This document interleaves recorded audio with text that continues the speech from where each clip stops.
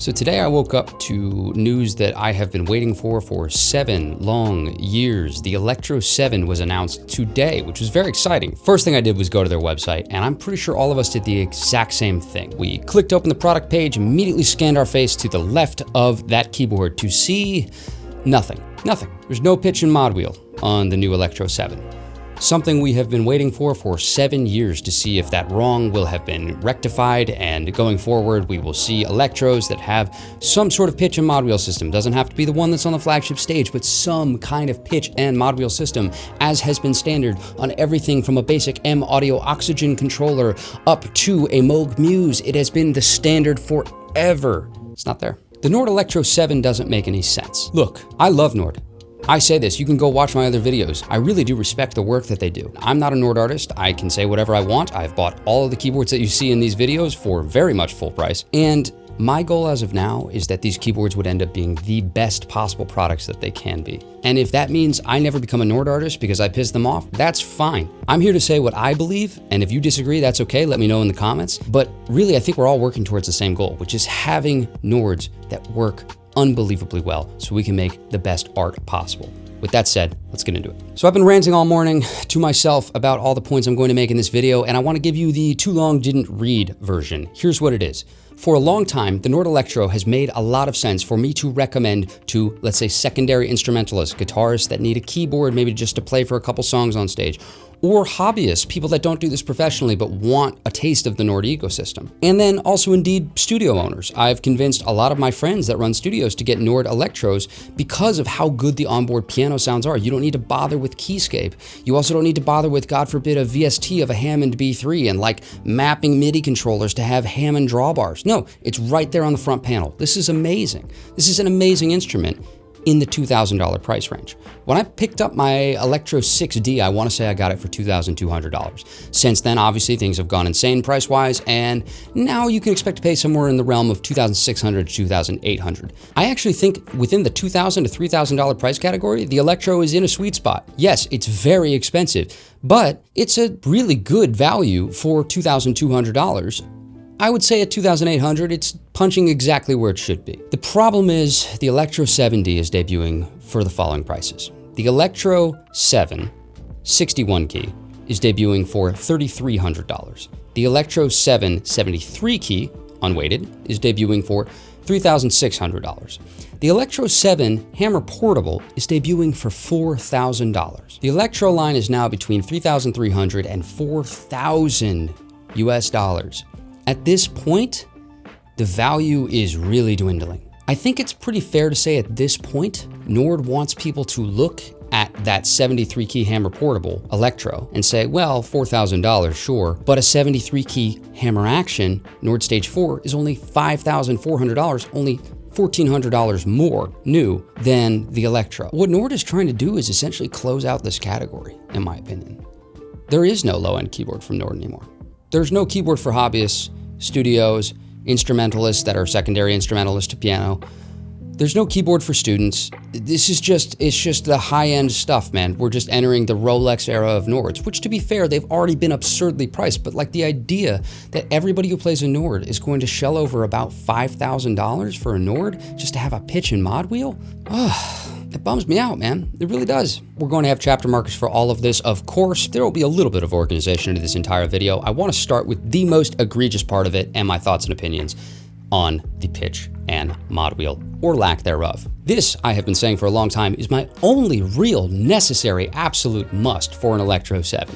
And it's not there, and they're getting flamed in the comments as they've released it. And they deserve to get flamed for it, because frankly, what are we talking about? Every single keyboard, and a Kawai Mini MIDI controller has a pitch and mod wheel on it. Everybody has a pitch and mod wheel. For $3,300 all the way up to $4,000, no pitch and mod wheel? For a board, let me be clear, for a board that claims to be an all-arounder, this is unacceptable. Now, why do I say for a board that claims to be an all-arounder? Well, the Nord piano line exists, and you're never going to hear me complain about the lack of pitch and mod wheels on the Nord piano because it's a dedicated piano. Much in the same way that the Nord Grand exists, and I don't complain about it there, and goodness knows I won't complain about it on the Nord Organ 3. Fair enough, those are dedicated specialty devices. However, the Nord Electro and the Nord Stage are supposed to be versatile machines. How are you going to put a synth engine onto this keyboard and then not put on a pitch and mod wheel. It's insane. It's insane, and at this point, it's honestly a little offensive. It's offensive. No, you know what? I'll commit to that. It's offensive. I've been on this ecosystem for a long time. I've brought in a ton of people to this ecosystem. And like, man, to think that you can get away with selling a $3,300 keyboard that doesn't have a basic thing for a keyboard to have is brave. It's brave, frankly. I mean, anybody that's worth their weight in terms of being a good keyboardist does not consider pitch and mod wheels extra items. Those are standard items at this point. And here's what's so particularly egregious to me about Nord and pitch bend. Nord would rather do it their way or not do it at all. What do I mean by that? Well, look at the pitch wheel designs for literally every other style of keyboard out there. You have a lot of really, really good keyboards at the low end of the market, the high end of the market, that all utilize the same actual wheel system. Not Nord though. Nord utilizes a very luxurious pitch stick, a wooden pitch stick as well as the mod wheel, and it's very ergonomically placed. However, it's almost something I'd more expect to see on something like the Moog Muse, which is to say a high-end studio instrument, than on a dedicated stage keyboard. Why do I say that? Well, it's by far, in my opinion, the most unreliable part of the instrument as it pertains to playing live. For an instrument entitled the Stage, this is a very fragile system. First of all, there is a gigantic gaping hole into the interior of the instruments, and anybody that's ever played live for any extended period of time knows that dust is a huge factor. If you're in the desert, I'm in Southern California, huge factor. Rain is a factor. We'd love to think we could just tear down immediately, but like sometimes you're playing and it starts raining and it's like, what am I gonna do? Take my keyboard? No. So all of a sudden there's this hole for rain to just drop straight in. Additionally to the weather components and the open face of it, this is not metal. This is made of wood. I love that, right? This is why I said I love this on a high-end studio instrument. I wish my Mini Moog had something like this. I mean, it'd be amazing. It's very ergonomic. But while it's extremely ergonomic, I'm not sure it's extremely rugged. Wood is not known for being incredibly robust. And indeed, I've actually had this piece recently get broken coming back from a tour. It was on a, some kind of American Airlines or Delta flight. I don't know if it got thrown into the hold. I don't know what happened, but essentially this pitch bend piece just broke. I have had to get a new replacement. To Nord's credit, they've sent me that, but like, man, not great. I would posit a guess that beyond the key bed of Nord's, this piece is the most serviced item on Nord keyboards. I'll bet shops have to repair this far more than any other part. The rest of this keyboard is metal. This is just a really weird design for a stage keyboard. So with all that said, how does that pertain to the Electro?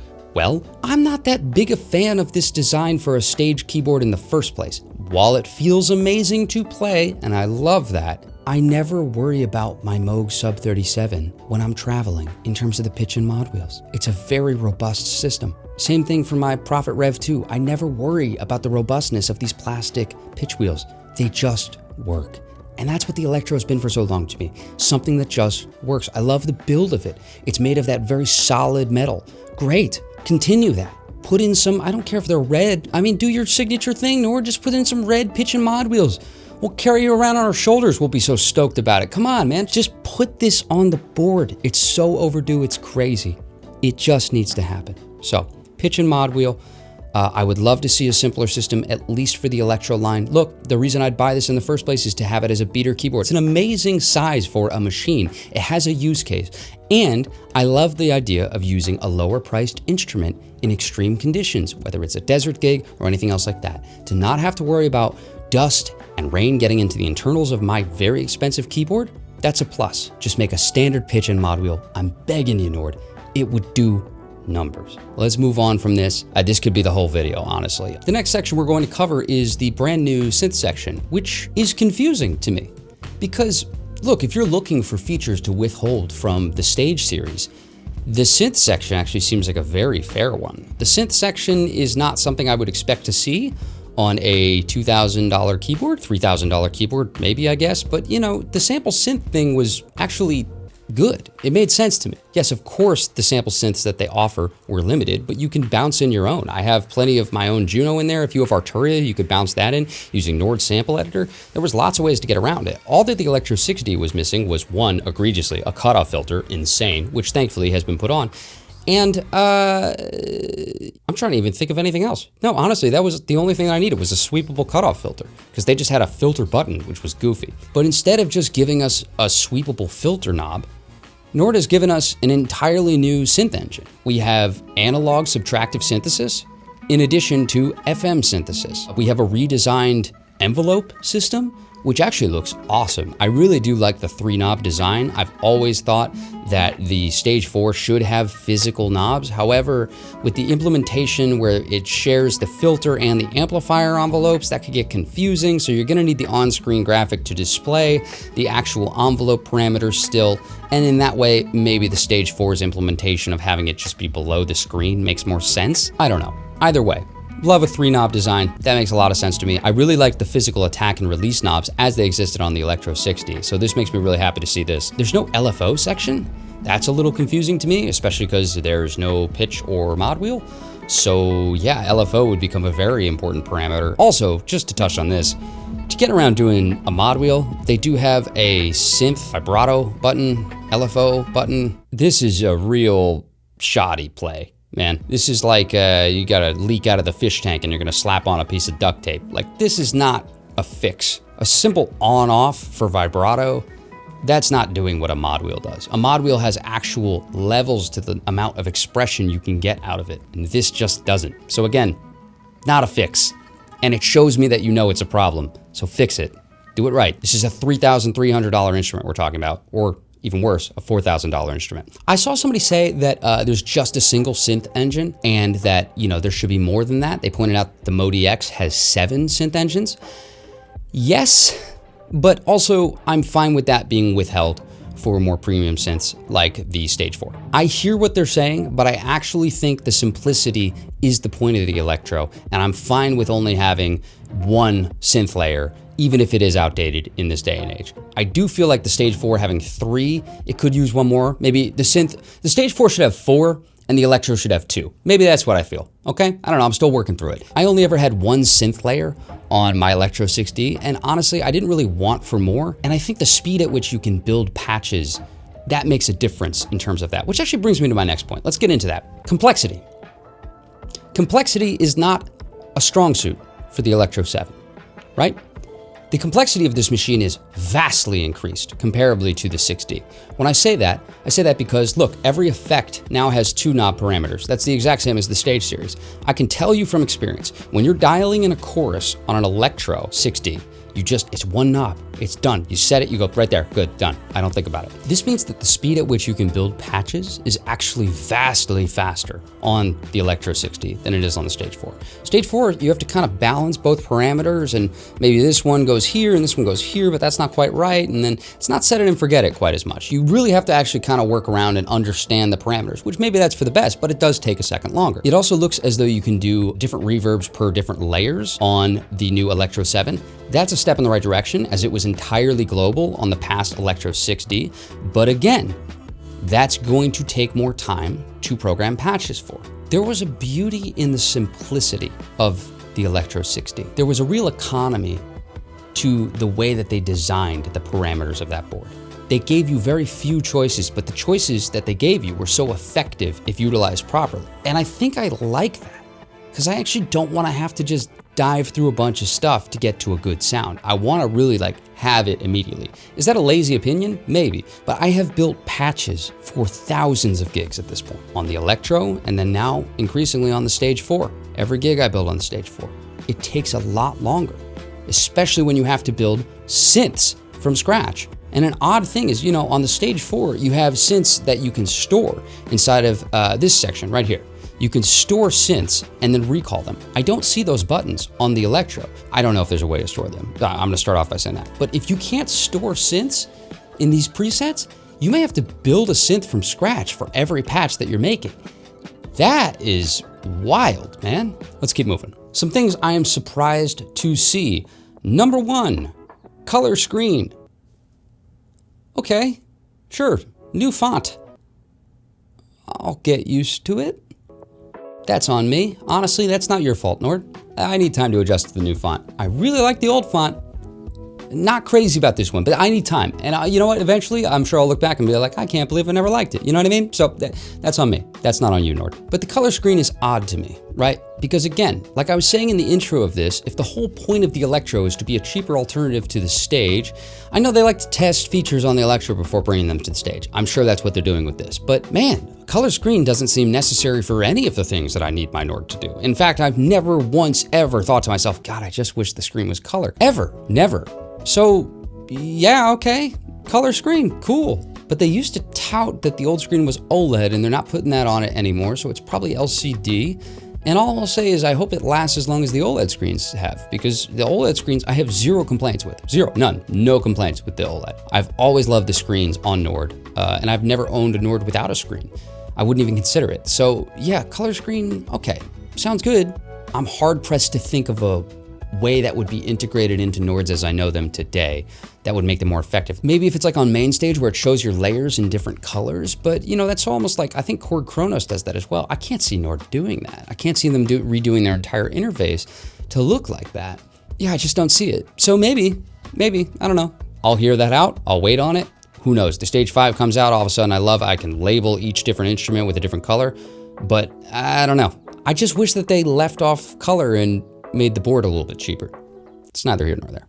New knobs. I'll get used to it. I can get used to, yeah, this is, okay. Sure. Here's something I was very surprised at. The Electro 6D has knobs for volumes. And every piano that Nord has released within the past, I don't know, probably 5 years, has started modernizing towards these LED sliders. We see it on the Stage 4, of course, but we also see it on their piano series. In fact, one of the updates that they did between, I think, the Piano 5 and Piano 6 was just putting on these sliders, essentially, like slightly redoing the interface. But these sliders are great because when you call up a new patch, you can immediately see where the volume level is. Whereas with the knobs, you absolutely cannot. You cannot see where your volume is. This actually makes a big difference if you're on live mode, for instance, and you click to a patch, you have no idea how loud your parameters are until you start playing.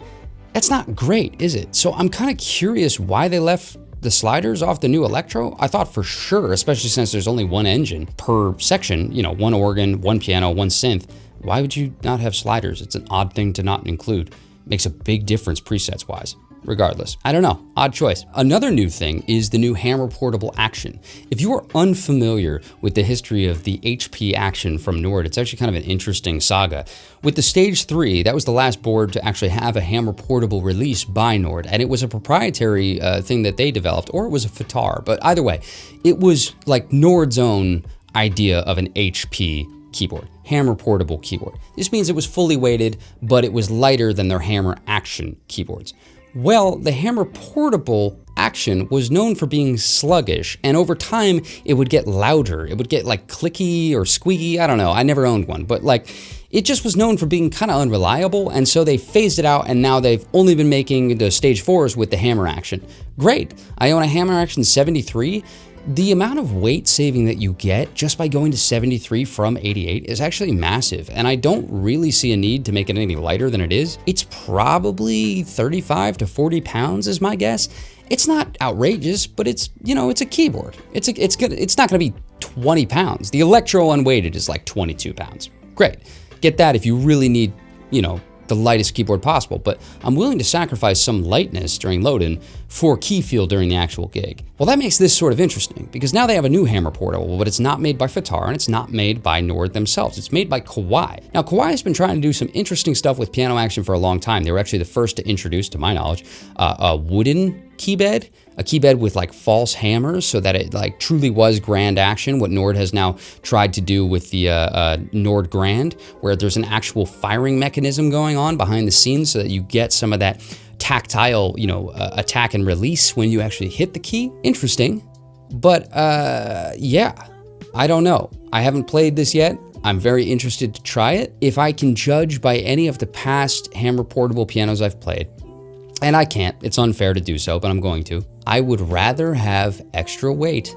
slightly more weight, and a better key bed. A hammer portable is kind of an odd compromise because you're saving a slight bit of weight during load-in, but then it feels worse forever. I haven't played Kawai yet. Maybe it's a magic bullet. I hope it is. I hope it is. That's unfair. Hey, I'll say when I'm wrong. It's unfair for me to judge them prematurely, but there's no way it's as good as hammer action. Let's move on. It doesn't matter.